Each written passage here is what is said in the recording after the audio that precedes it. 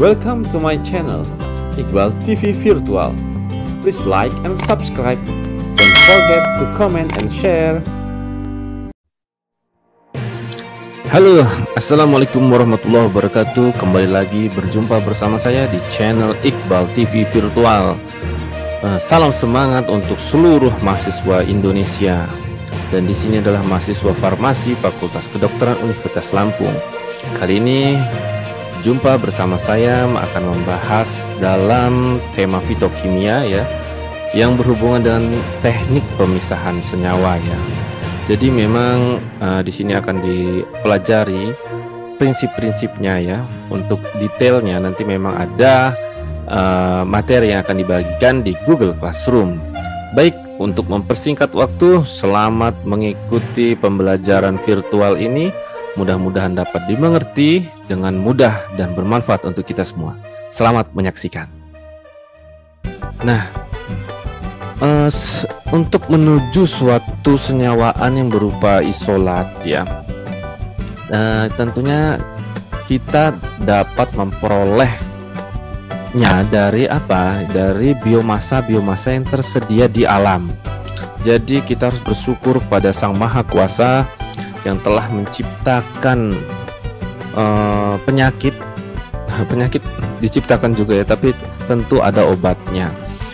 Obatnya itu ya ada di sekitar kita, yaitu misalnya dari tumbuhan ya. Di sini bioassay-nya atau biomasanya untuk memperoleh menjadi isolat itu adalah diperoleh dari tumbuhan, dari microbes ya, baik fermented ya maupun soil paste-nya. Kemudian ada dalam bentuk marine animals, contohnya corals atau slug ya, kerang, siput ya, seperti ada di gambar, dan juga dapat diperoleh dari insek atau serangga. Jadi begitulah Sang Kuasa mengatur kita manusia sebagai khalifah atau pemimpin di muka bumi ini, bertugas untuk menemukan misteri ya, menemukan misteri dan kemudian memisahkannya. Karena biasanya kalau belum terpisah itu belum tahu nih, oh ini yang berpotensi sebagai obat ini. Seperti pada kuliah farmakognosi ya, misalnya ada diperoleh vincristin sebagai anti cancer, tentunya dari suatu tanaman ya, yang kemudian diisolasi. Dan ini adalah sumber-sumber utama obat ya yang ada di bumi ini. Kenapa nggak ada manusia gitu biasanya? Dan nanti haram gitu ya makan manusia. Itu nanti dilakukan oleh kanibal ya, bukan Kang Iqbal tapi kanibal. Mungkin bisa saja dari manusia, tapi ya jangan dicoba ya, karena itu tidak dituntun dalam etik kita. Jadi sumber bioassay-nya bisa dari 4 sumber ini, yaitu plants, microbe, marine animals maupun insect. Ya, untuk memulai sebelum isolasi, ada beberapa preparasi yang harus dipersiapkan, yaitu tentunya preparasi ini terkait dengan ekstraksi. Ekstraksi itu macam-macam ya, seperti yang sudah kita pelajari dan sedang kita pelajari dalam praktikum ya. Ada yang sudah kita lakukan, ada yang namanya maserasi, nanti ada yang namanya perkolasi, ada namanya sokletasi ya, dan macam-macam itu. Tapi prinsipnya itu adalah cara-cara metode ekstraksi ya. Nah, untuk sebelum memulai ekstraksi itu tentunya kemarin dalam pembelajaran kita harus memperoleh small particles dalam bentuk serbuk ya, Simplicia serbuk. Nah, untuk memperoleh Simplicia serbuk ini tentunya diperoleh dari beberapa proses persiapannya. Baik berupa, ini kita berbicara tentang tanaman ya, bukan dengan bioassay yang lain. Baik berupa pengeringan lewat udara maupun pengeringan lewat drying cabinets or lyophilizers. Ini freeze drying ini. Ini biasanya digunakan untuk sampel-sampel tertentu, terutama yang berbasis aqueous, air kayak gitu. Nah, kemudian dikeringkan ya, tapi dengan optimalisasi suhu dan waktu tertentu. Kenapa? Karena memang biomasa ini harus secara cepat dikeringkan untuk mencegah degradasi dari komponen aktifnya justru yang disebabkan oleh udara ataupun mikroba yang ada di lingkungan. Sehingga ini harus mencari waktu optimalnya, baik itu macerasi dan lain-lainnya. Tidak boleh terlalu lama dan tidak juga terlalu cepat. Nah, khusus untuk alat-alat seperti lyophilizer yang seperti ada di gambar, itu ada contoh lyophilizer ya, atau freeze drying. Dia menggunakan high vacuum sehingga dia dapat menghilangkan volatile components, malah sehingga harus diperhatikan hati-hati dalam mengekstraksi dalam mendapatkan serbuk ya. Maaf ya, itu dalam bentuk vakum, harus hati-hati karena bisa menghilangkan dari volatile components-nya yang tentu malah bisa saja itu menjadi aktif ketika dites aktivitas biologisnya, misalnya sebagai anti microbes atau anti kanker pada sel lain. Nah, setelah dilakukan proses pengeringan, kemudian di blender lah ya, menggunakan blender simpelnya, atau di industri itu menggunakan penggilingan dengan 2 tahap menggunakan milk gitu. Nah, itu menjadi small particle. Mungkin ada yang bertanya kenapa harus digiling. Nah, itu udah ada jawabannya ya di sini, bahwa large particle will be poorly extracted. Jadi ketika dia belum menjadikan small particle, itu surface areanya itu lebih kecil ya. Ketika menjadi small, dia memiliki permukaan surface area yang lebih besar sehingga lebih mudah untuk terjadi perbedaan gradien konsentrasi di sel ya, ketika ada solvent yang menyelimutinya, sehingga senyawa aktif itu akan mudah terekstraksi, tersari bahasa Indonesianya ya, kemudian disari. Itulah prinsip utama pembuatan serbuk yang sudah kita jalani. Nah, tentunya untuk dalam pemilihan solvent itu kita sesuaikan ya dengan kandungan apa yang kita cari. Cuman menurut panduan dari perspektif etnobotanikal, sebaiknya disinergiskan dengan ada yang digunakan sebagai traditional use yang digunakan oleh penduduk asli ini, misalnya digunakan sebagai empiris. Misalnya penduduk asli itu sering menggunakan ekstrak hanya dalam bentuk pelarutnya menggunakan air. Maka kita memilih solvent-solvent yang bersifat polar. Nah, seperti itu. Pemilihan solvent memang penting disesuaikan dengan sifat zat senyawa apa yang akan kita ambil gitu ya.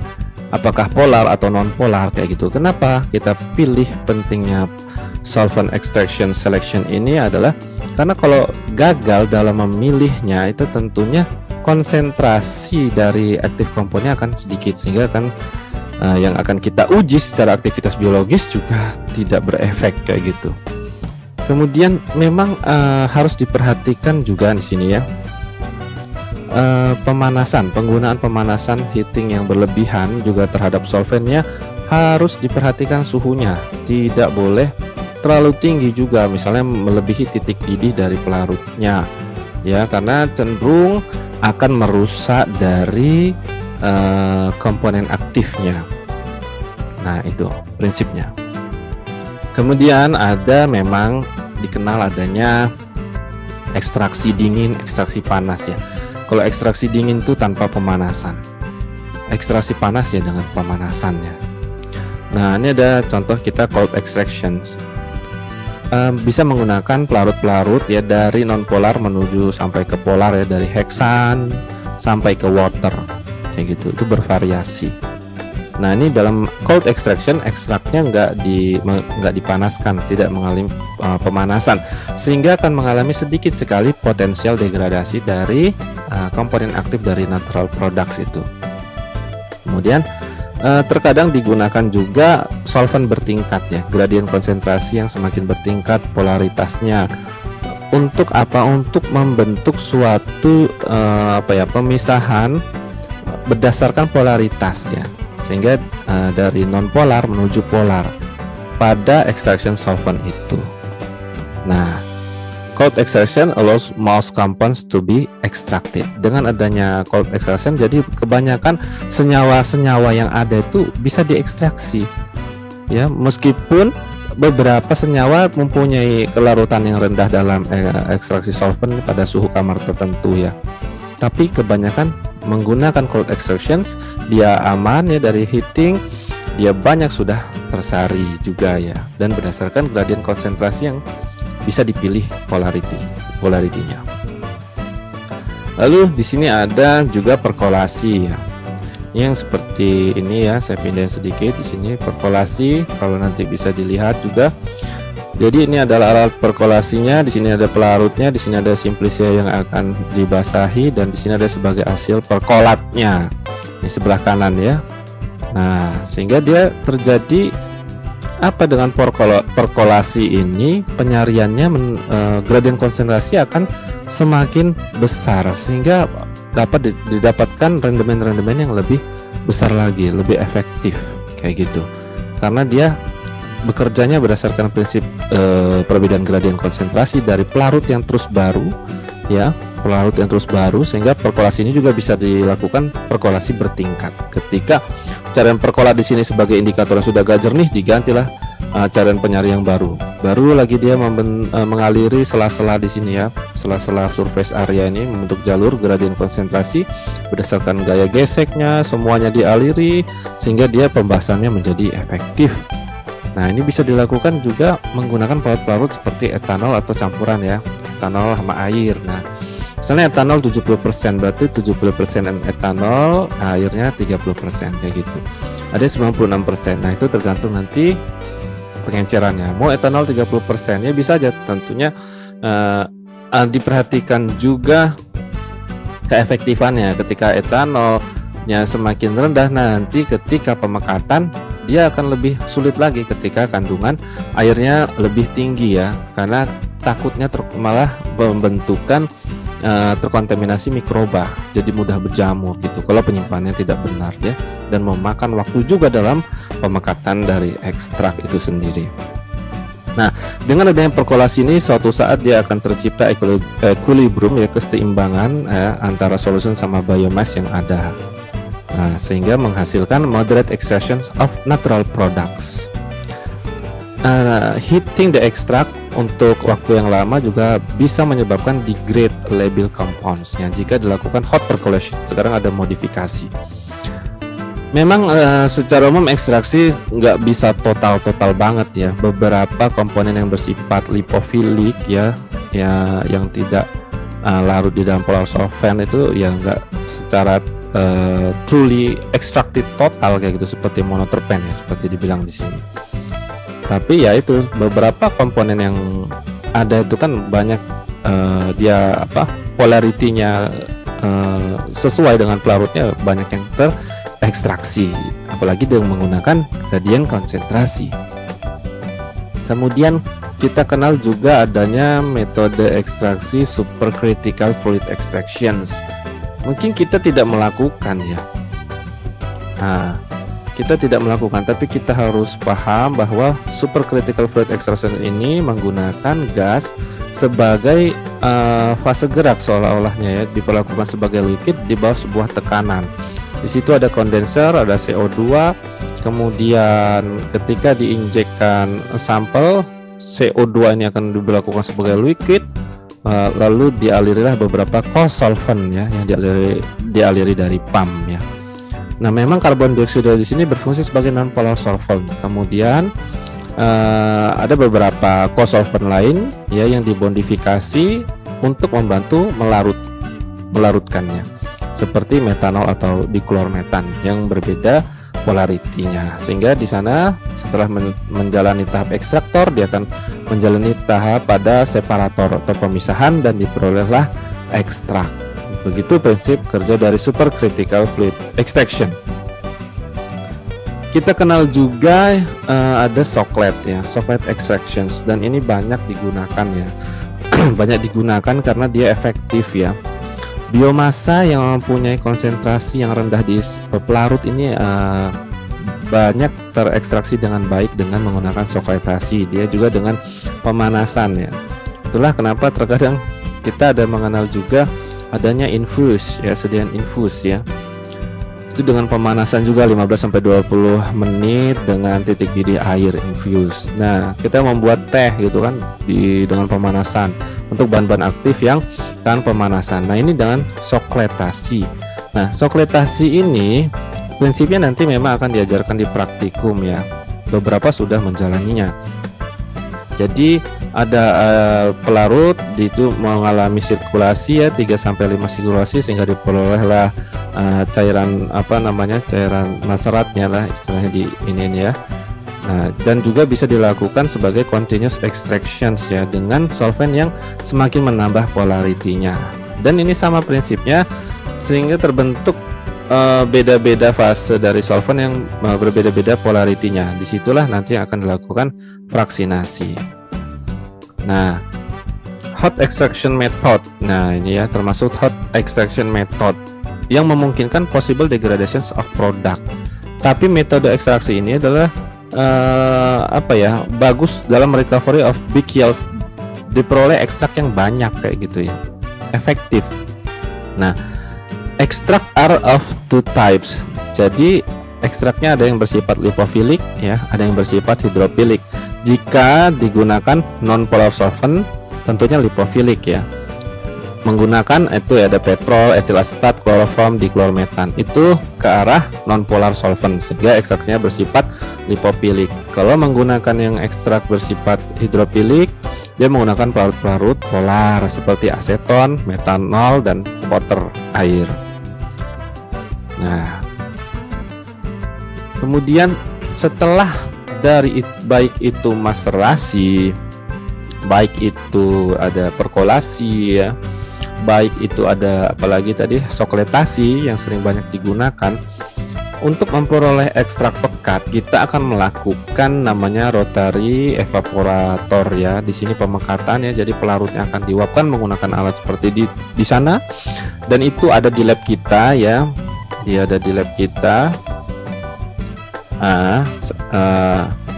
Dan kita bisa lihat ya di lab kita. Alat itu sangat mahal ya, kebetulan yang berkualitas, sehingga kita harus perlu menjaganya untuk memperoleh ekstrak-ekstrak. Kemudian ekstrak are concentrated under vacuum. Jadi memang karena dia di vakum sehingga diperoleh ekstrak. Nah, begitu. Dan ketika menggunakan ekstrak air biasanya menggunakan freeze dried using a lyophilizers. Itu lebih efektif. Kalau menggunakan ini akan cenderung lebih lama sekali. Seperti itu ya kan. Ekstrak kering yang didapatkan selanjutnya disimpan di suhu minus 20 derajat Celcius. Untuk apa? Untuk stabilannya biar tidak mudah terdegradasi ya. Degradasi zat aktifnya baik dari kontaminan, jamur, microbes, dan kita simpan dalam bisa ditutup dengan yang tidak terkena cahaya matahari, misalnya ditutup aluminium foil seperti itu, dimasukkan ke kulkas atau pendingin. Jadilah ekstrak ya, bisa ya. Kemudian terkadang ekstraksi tadi kan berdasarkan polar non polar ya, senyawa ya. Ada juga yang bersifat di tumbuhan tuh asam basa. Nah, kebanyakan itu misalnya alkaloid ya. Kalau asam basanya alkaloid kita tahu ada bersifat basa ya, karena ada atom N-nya di situ dia. Nah, dari bentukan senyawanya, dan di alam ini banyak tersedia dalam bentuk garam.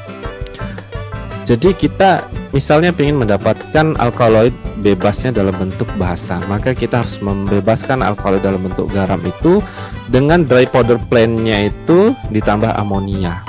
Lalu kemudian terjadilah bentuk basa dari alkaloidnya tadi ya, yang tidak lagi menjadi bentuk garam. Sehingga bentuk basa alkaloid ini akan lebih mudah larut dalam pelarut organik seperti apa? Diklormetan atau etil asetat ya.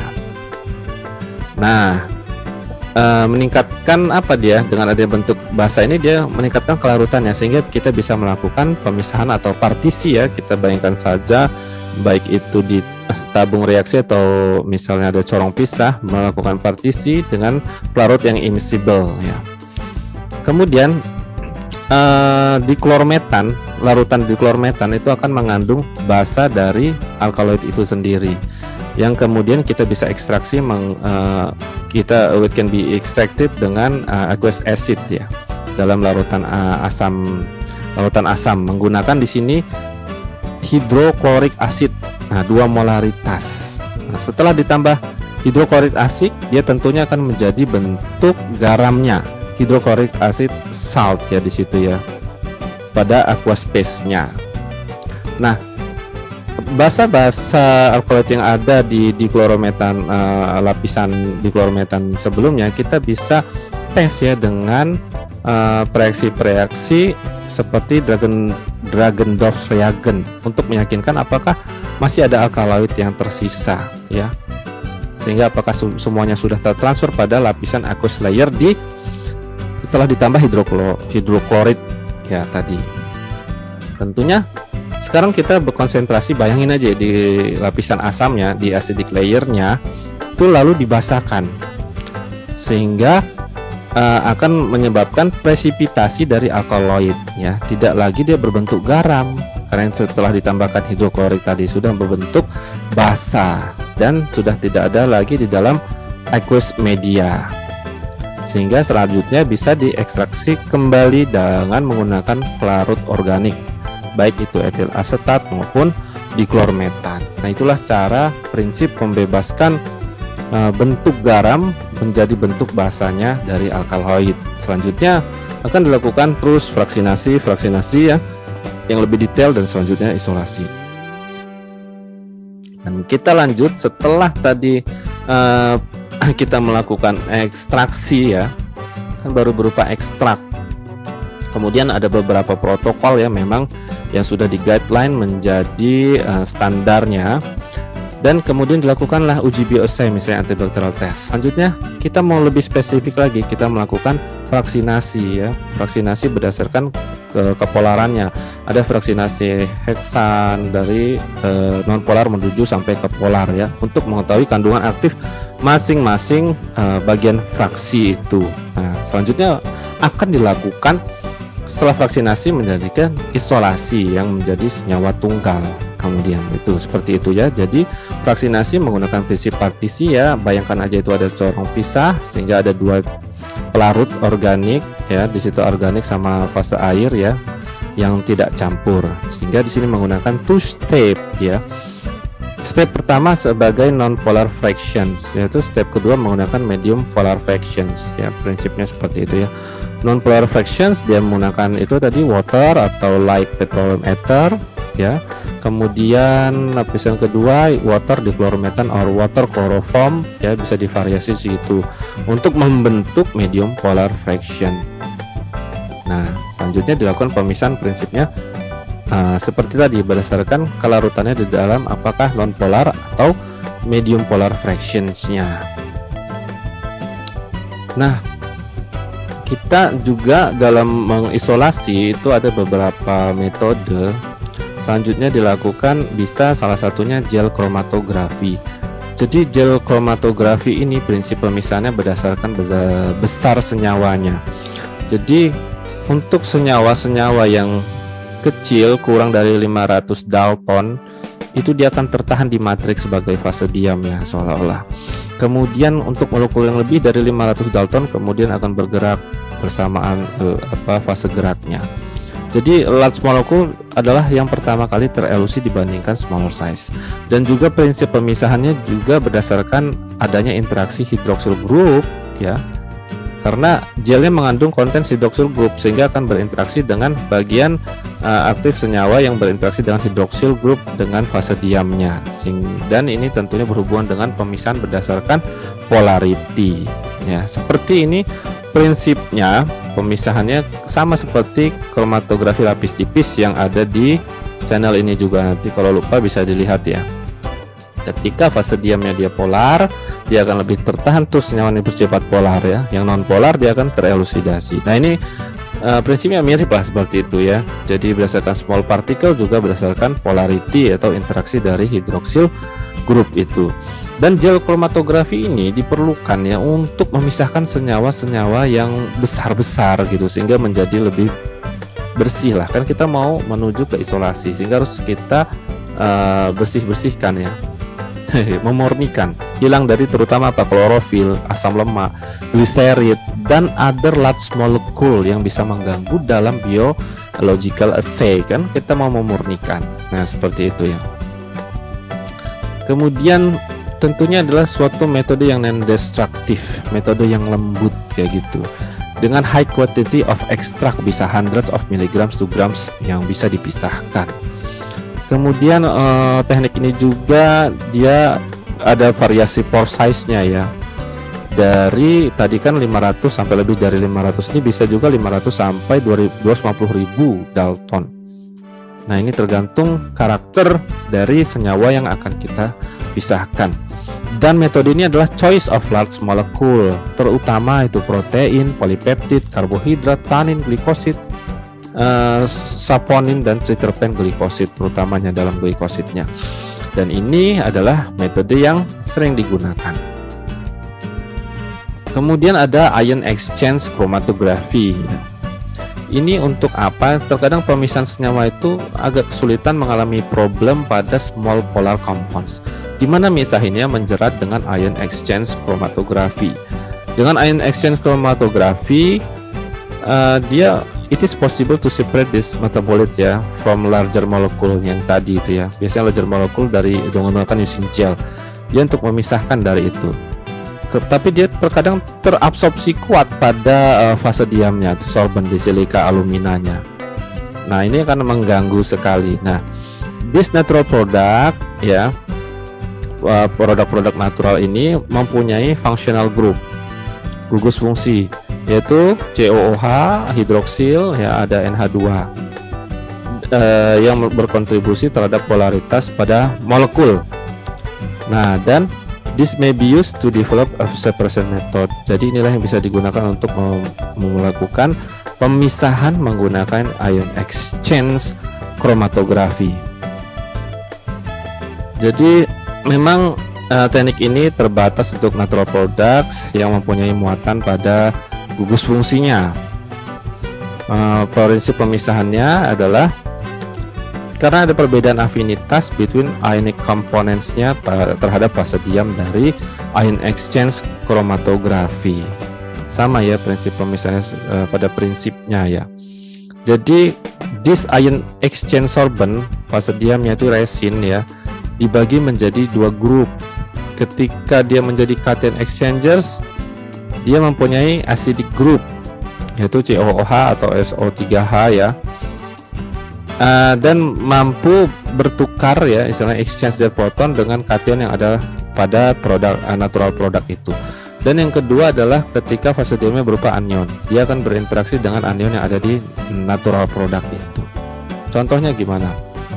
Ini adalah contohan senyawa DMDP ya, kepanjangan ada itu 25 dihidroksometil bla bla bla ya. Dia berinteraksi dengan cation exchange resins ya, sehingga SO3- itu di situ melepaskan protonnya dan berikatan dengan HN ya, sehingga dia bermuatan positif karena ada satu elektron bebas yang masih tersisa terikat. Ketika membebaskannya dari fase diam, cukup ditambahkan dengan NH4 ya, lalu akan terbebaslah menjadi unbound to resins. Begitu prinsip pertukaran dari cation exchange resins. Selanjutnya untuk pemurnian juga dikenal adanya Bioenhanced flash chromatography. Ini tentunya tidak ada ya kita ya, dan ini biasanya di lab-lab yang sudah bagus ya, jarang juga memang di universitas ya.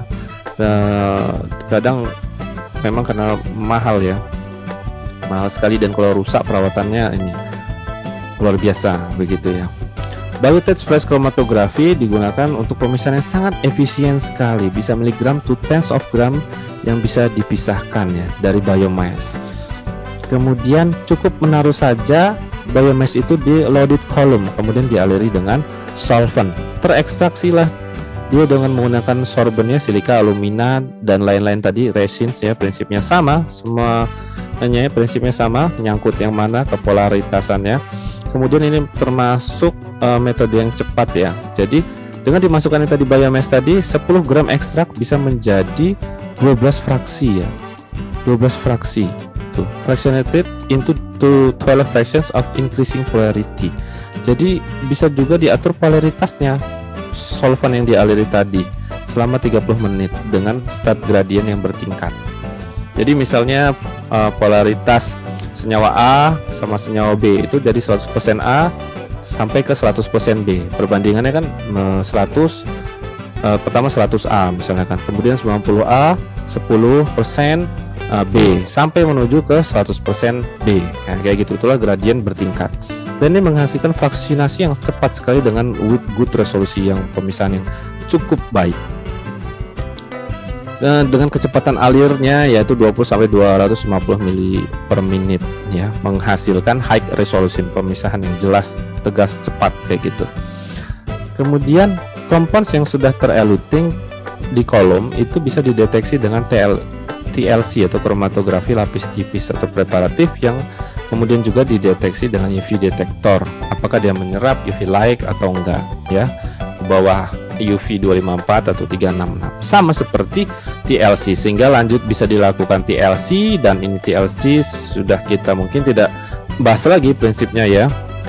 Jadi setelah dilanjutkan itu, kita lanjutkan ke TLC preparatif dan diukurlah dia ya dengan UV 25F254 UV 254 sama UV 366 dengan deteksinya seperti itu ya. Kalau dia dengan cahaya UV 254 will appear as black spot dia. Kalau yang 366 dia ungu, biasanya biru atau ungu atau yellow di situ. Itu menandakan adanya senyawa yang kita cari ya dengan panjang gelombang itu. Dan biasanya TLC digunakan untuk purifying a small number 2 sampai 4 komponen ya dari biotech flash separations itu. Kemudian tentunya natural product yang enggak aktif ya, yang tidak bisa berinteraksi dengan UV, bisa menggunakan reagen semprot. Misalnya di situ ada vanillin sulfuric acid, Dragendorf ya, phosphomolybdic acid atau antimony trichloride. Nah, itu reaksi semprot sehingga menghasilkan warna. Itu ada di penjelasannya di TLC kuliah. Dan selanjutnya bisa dilakukan apa? Analytical TLC preparatif ya, seperti itu ya. Lalu kita ada namanya high performance liquid chromatography. Nah, ini juga metode pemisahan dengan menggunakan ini sangat terkenal dan banyak digunakan ya di lab-lab, di kampus, di industri untuk memisahkan isolasi dari bioaktif natural product ya. Memang alat ini kesensitifannya bagus sekali, dan dia juga bisa digabungkan dengan UV detection seperti photodiode array atau PDA, dan mampu mengakuisisi UV spektra dari peak yang terelusi dengan panjang gelombang 150 nanometer sampai 800 nanometer dengan flow rate typically 0,5 sampai 2 ml per menit. Sampel dimasukkan ya di kolom, kemudian dialirilah eluen ya dengan solventnya ya, dan mampu memisahkan tens to hundred of micrograms of material. Nah, dengan PDA UV detection, senyawa yang dengan UV itu tidak terlalu sensitif juga bisa dideteksi. Ini kelebihan dari HPLC, SPLC ya. Dan biasanya berguna untuk senyawa natural product seperti terpenoid atau polyketit ya, yang dimana nggak ada unsaturation atau chromophore, tidak mempunyai chromophore atau ikatan rangkap ya, yang tentunya menjadi karakteristik pada UV, penandaan UV. Jadi prinsipnya seperti itu ya. HPLC diinjek tuh, di situ ada injektor, pump, solventnya akan terpompa menuju kolom, terjadilah di detektor pemisahan, record di komputer, dan sekarang sudah canggih sekali, ada library elektronik ya dengan terekam UV spektranya. Sudah ada master dari UV spektra di komputer, kemudian senyawa yang ada di itu bisa diperkirakan langsung spektranya mirip senyawa yang mana, dan database ini bisa ditambah dengan kemiripan strukturnya. Jadi HPLC ini akan sangat cepat sekali untuk menentukan struktur juga ya, dengan melalui spektranya. Nah, ini tentunya menjadi kelebihan dari HPLC, dan tentunya harus dilakukan standarisasi dari reproducibility-nya supaya terperoleh hasil yang sama dan yield-nya tinggi seperti itu. Nah, ini sama ya prinsipnya di gambar itu seperti itu. Kemudian juga bisa dilakukan sebagai gradient elution method. Ya, dengan solventnya bisa menjadi gradient. Jadi seperti diceritakan tadi, misalnya solventnya 100% water, kemudian menuju ke 100% asetonitril selama 30 menit. Sehingga ketika menjadi dia gradient, dia akan berbeda-beda perbandingannya. 100% water, kemudian menjadi 90% water, 60% water, berarti 40% asetonitril. Nah, jadi gradiennya dari misalnya dia polar ke non polar kayak gitu ya. Dari non polar ke polar, tapi tergantung fase diamnya. Karena digunakan di sini adalah biasanya C18 atau reverse phase chromatography ya. Nah, seperti itu dari HPLC. Tinggal suntikan aja melihat spektranya kayak gitu. Kromatogram maksudnya ya. Nah, ini adalah contoh HPLC dan ada di lab kita, tapi sedang belum bisa digunakan karena ada perbaikan. Nah, ini cukup menginjeksinya ya, terutama karena perawatannya juga mahal ya. Perawatan mahal, kalau nggak digunakan juga rusak kayak gitu. Dengan kecepatan flow rate-nya 50-300 mili per menit biasanya. Kemudian untuk deteksi dia seperti apa ya, KLT juga ada HPLC preparatif yang menggunakan tadi spektra berdasarkan analytical PDA HPLC ya, yang sudah terhubung dengan UV spektra dengan PDA tadi yang sudah terekam dalam bank library-nya tadi, spektra itu kromatogramnya ya. Nah, itu jika dalam bentuk scale up yang lebih tinggi lagi. Jadi ada TLC preparatif, juga ada analytical HPLC. HPLC adalah metode yang banyak digunakan, menjadi pilihan untuk industri farmasi ya. Dalam industri farmasikal itu banyak digunakan karena pemisahannya sangat bagus, resolusinya, kemudian kecepatan dan reproducibility untuk mendapatkan hasil yang sama itu bagus sekali. Kelemahannya itu cuma satu, mahal ya, sangat mahal sekali. Nah, large samples juga bisa dimasukkan, tens of milligrams to grams of material can be achieved ya dengan rapid isolation ya. Nah, ini banyakkan digunakan di teknik untuk natural product yang larut dalam pelarut-larut organik dan bisa adapted to ion exchange ya. Bisa juga dilanjutkan dengan ion exchange for isolation dari highly polar compounds yang kecil misalnya, maka membutuhkan ion exchange. Sehingga isolation strategi dari beberapa penjelasan di atas dapat terangkum bahwa biomass sebagai organisme selections-nya kita lakukan ekstraksi ya, baik itu ekstraksi cara dingin maupun cara panas ya. Nah, dari biomass itu kita pisahkan. Jadi kesimpulannya, strategi kita pisahkan mana menjadi bagian lipophilic extract atau menjadi hydrophilic extract. Itu namanya partitioning. Lalu bagian lipophilic extract kita hilangkan, misalnya tadi bagian-bagian molekul yang besar seperti klorofil tadi ya, itu dengan gel kromatografi sehingga diperolehlah purified extract. Dari purified extract itu kita murnikan lagi dengan biotouch flash chromatography sehingga didapatkanlah active fractions ya. Dan itu bisa diperoleh dengan dari lipophilic extract tadi. Misalnya kita tidak ada dugaan molekul-molekul besar, langsung dengan biotouch flash chromatography sehingga diperoleh active fractions yang bisa dilanjutkan dengan tadi TLC ya secara preparatif sehingga diperoleh active compound.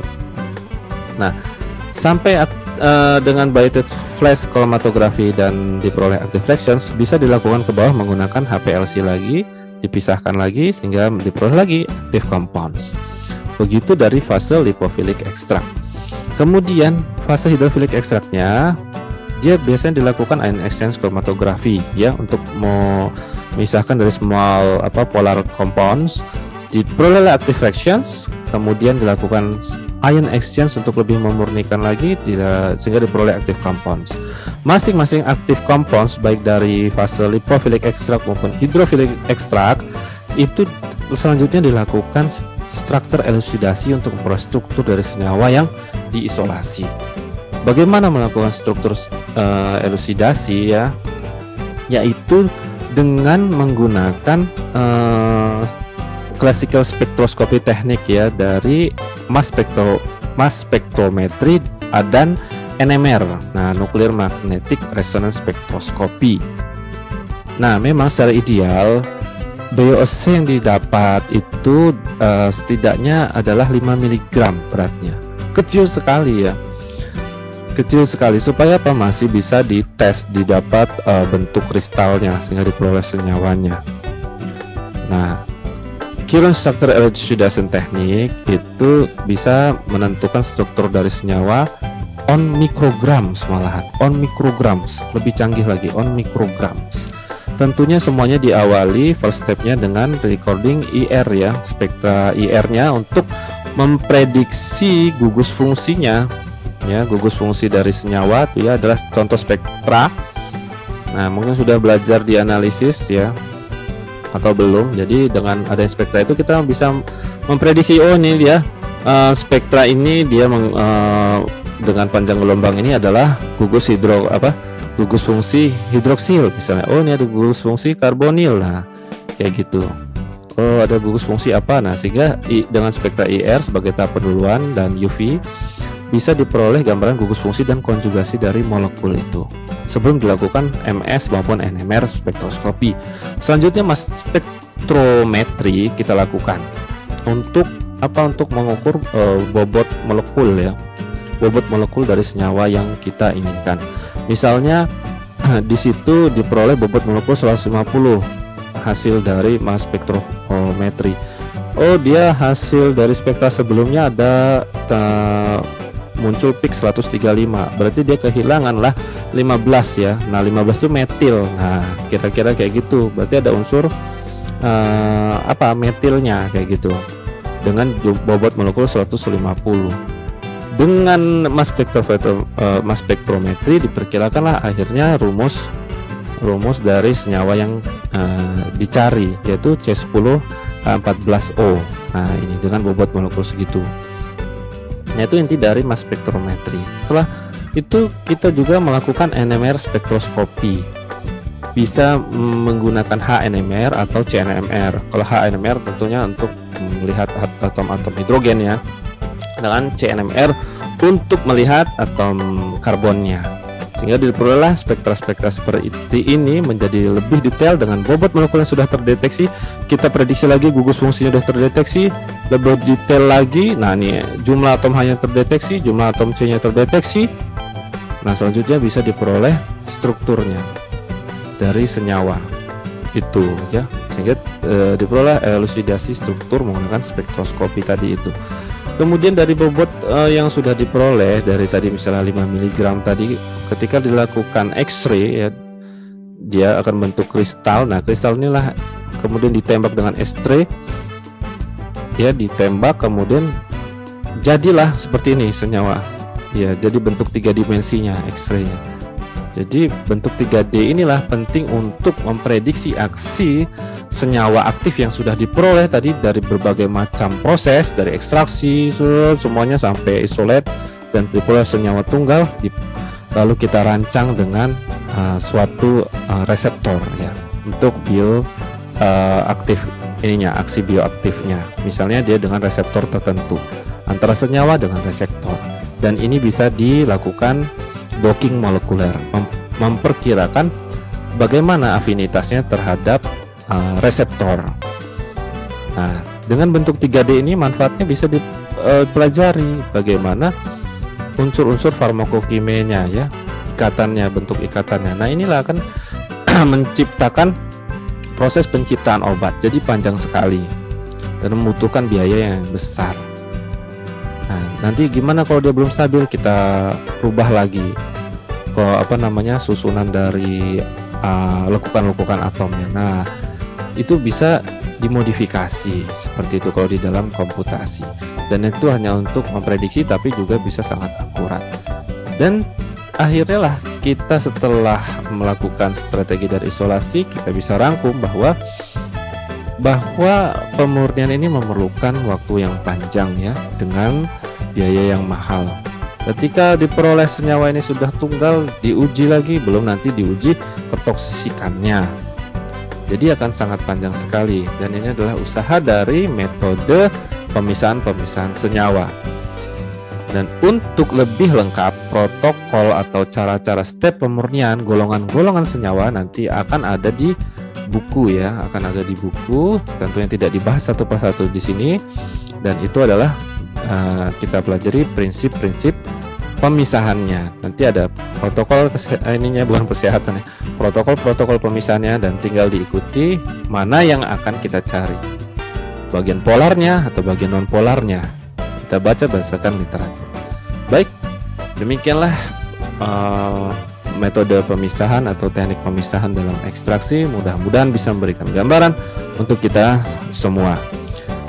Gagal itu urusan nanti ya, yang penting kita berani untuk mencoba. Baik, wassalamualaikum warahmatullahi wabarakatuh.